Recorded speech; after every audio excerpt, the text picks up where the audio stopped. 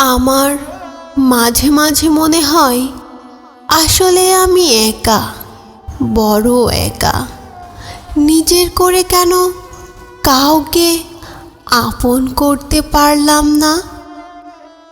চোখ মেলে তাকালেই দেখি কত চেনা চাচা মামা সুধীজন।